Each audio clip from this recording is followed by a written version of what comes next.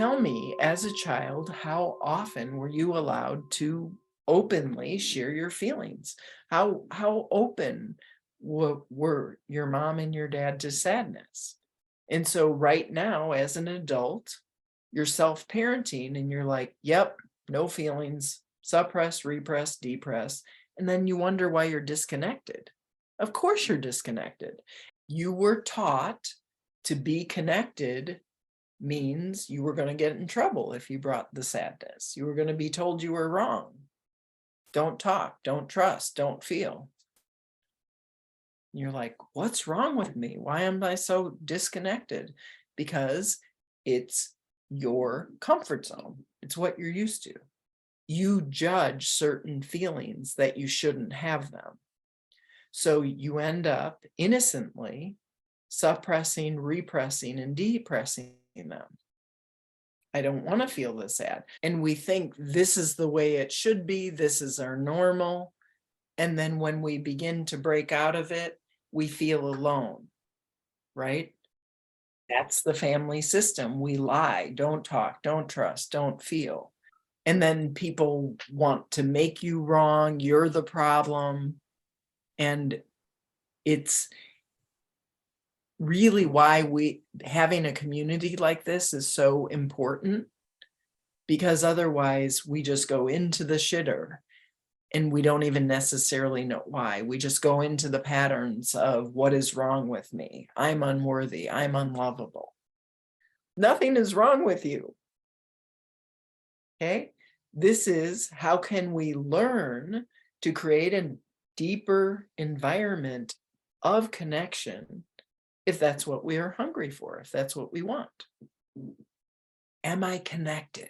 If I'm not connected, then I guarantee you I'm not able to be intimate enough with myself to know what will or won't make me happy. So everyone take a hot minute. What is something about your family that you haven't been honest, fully honest about telling yourself? I'm not a fan of insert. When people are being assholes and we don't meet them toe to toe, it's like a 3-year-old toddler wielding a knife. Nobody is meeting them and taking the knife out of their hand. It's not kind. So they feel abandoned and rejected because everybody in the room shuts down when they do their pissy little fit. And they're not being met, and it's not loving, and it's not kind. So allowing ourselves to be present and to meet the person who is being the asshole, they love it and they hate it. Both of those things are true. Well, when we start to love and adore ourselves, we're not into worshiping bullshit. When I started doing my work, meeting my dad toe to toe, it changed everything. It's like all of a sudden we were buddy buddies. And when we weren't buddy buddies, if I was triggered, I could see the next thing up for me to heal. When you start to do your work, a lot of those start to come up and you're like, oh, it's very common. It unlocks because you create a safe environment that you can hit rewind, look at it and process it.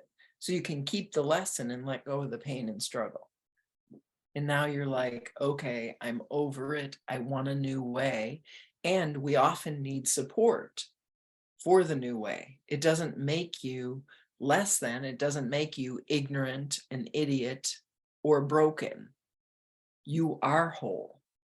And it's about building our muscles to experience our wholeness even more. Opening to seeing what you're doing, why you're doing it, and what the pathway to making a conscious shift quicker, sooner, faster is.